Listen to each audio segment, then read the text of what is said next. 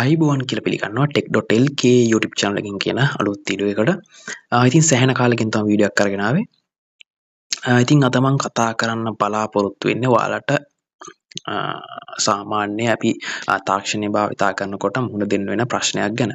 ඉතින් අද මම අරගෙන ආවේ ඔයා ළඟ තියෙනවා නම් පරණ motherboard එකක්. අපි හිතමු first gen, එහෙම නැත්නම් second, third gen, fourth gen වගේ motherboard කියලා. එහෙම නැත්නම් G31 G41 වගේ ඔය core to dual core වගේ motherboard කියලා.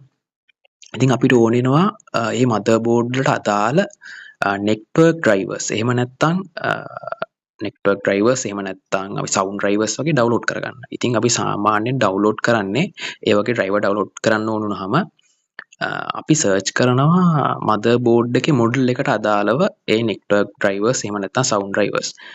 ඉතින් මේ විදිහට search කරනකොට අපිට ඒ පරණ motherboard වල drivers හොයාගන්න ඇත්තටම අමාරුයි. මොකද මේ model වල model ඒ website වලින් පවා අයින් කරලා තියෙන්නේ. එතකොට අපිට ඔය ප්‍රශ්නේ සෑහෙන්න එනවා. මම ගොඩක් කට්ටිය දැකලා තියෙනවා. මේ drivers හොයාගන්න බෑ පරණ motherboard වල. එතකොට ඒකට මම විසඳුමක් අරගෙන ආවා. ඉතින් ඒක ලේසි ක්‍රමයක්. ඇත්තටම ඕන motherboard එකක මේ ක්‍රමයට drivers ඉක්මනටම අපිට website වලින් හොයාගන්න පුළුවන්. ඉතින් මේ පරණ motherboard වල තමයි ප්‍රශ්නේ ගොඩක් එන්නේ. හොඳයි. අපි බලමු. ඔයාලා දන්නවා motherboard එකක තියෙනවා network chip තියෙනවා. network chip එක. ඒ වගේම sound chip එක. දැන් sound chip එක හොයාගන්නවට ලේසි. motherboard එක බලපුවාම ගොඩක් දුරට motherboard එකේ capacitor ගොඩක් මැද තියෙන chip එක තමයි sound chip එක. මොකද sound smooth කරන්න තමයි මේ capacitor යොදාගෙන තියෙන්නේ. එතකොට capacitor වටේට තියෙනවා නම් ඒක මැද chip එකක් තියෙනවා නම් බොහෝ දුරට ඒක sound chip එකක්. එතකොට මේ තියෙන්නේ sound chip එකක්. ඉතින් මේකේ capacitor අපිට පේන්න නැහැ. ඉතින් මේ ALC එහෙම නැත්නම් ඔයාලට පේන මේ logo එක. ඒ කියන්නේ Realtek logo එක තියෙනවා නම් ALC කියලා මේ විදිහට ගහලා තියෙනවා නම් මේක තමයි sound chip එක. ඉතින් ඔයාලට මේ sound chip එකේ පේන මොඩල් එකක් තියෙනවා ALC 662 කියලා.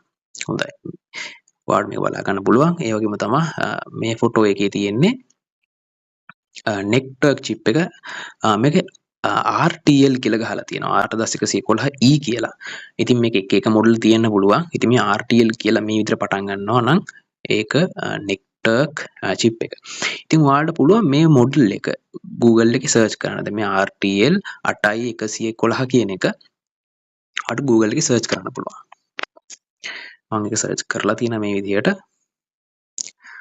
RTL 8111E driver කියලා. ඉතින් ඔයාලට බලා ගන්න පුළුවන් මේක Realtek කියන්නේ ඔයාට මේ motherboard එකේ model එක ගහපුවම එන්නේ නැති වුණත් මේ විදිහට ඔයා මේ chip එකේ තියෙන model එකකින් search කරොත් මේ විදිහට site ගණනාවක බලා ගන්න පුළුවන්. මොකද මේකට හේතුව තමයි මේ chip එකම motherboard ගොඩකට යොදාගෙන තියෙනවා. ඉතින් ඔයාලා බලන්න Lenovo, Dell, එහෙම නැත්නම් එක model Samsung එන්න පුළුවන්. එක motherboard manufacture company මේ Realtek ලගේ මේ RTL 8111E කියන මේ network chip එක, එහෙම නැත්නම් network drivers යොදාගෙන තියෙනවා. ඉතින් ඔයාලට මේ site වලින් ඔයාලා try එකක් දුන්නොත් මේ site වලින් හොයාගන්න පුළුවන්. ඇත්තටම මේක ඇත්තටම ලේසි එක. සමහර motherboard තියෙනවා හොයාගන්න සෑහෙන අමාරුයි වගේ ඒවා.